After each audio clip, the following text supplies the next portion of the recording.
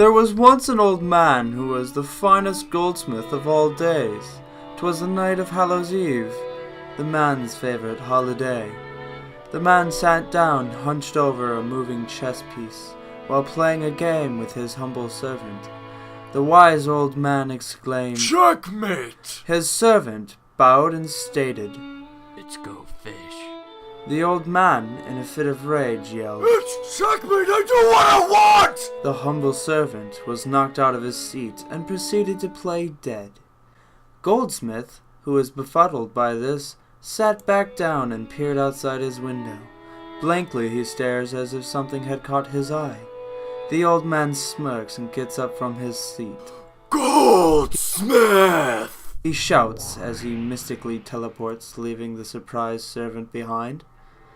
The old man materialized in his dinner room, unbeknownst to his children who were eating the yearly Halloween dinner. His eldest son questioned his father. How did you do that?" The man giggled, then responded with, "Magic! The magic of the goldsmith!" Then with the quickness of a feather he "Pickle, pasta, 410, and pasta 450! Suddenly, with a flash of bright light, 3 Halloween chefs appeared, all being dressed in some wacky uniform. Silently, Pickle muttered to himself, Why, Pickle? However, the grand old man with his humble mustache broadcasted to his loyal men. Destroy them all! In terror, most of his children fled screaming, as his men launched countless streaming golden arrows at them, leaving only a few surviving. The goldsmith, giddy from the show, laughed hysterically. His work was done, and his haunted mansion would be on a hit on the town square. Hobbling to the door to wait for his customers, he notices that he is in fact on a remote island far, far away. This brought the old man to an anger. Such an anger he breaks out in a loud war. Oh, desire! After a few moments, the grandchild of the goldsmith etched his way to his master.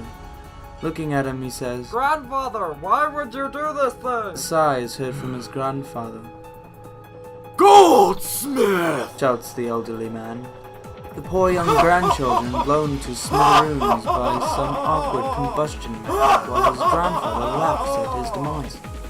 Trick or treat! He shouted, his last remaining son, who was currently at the front doorstep. A faint sort of laughter murmurs from the old goldsmith's lips. Goldsmith!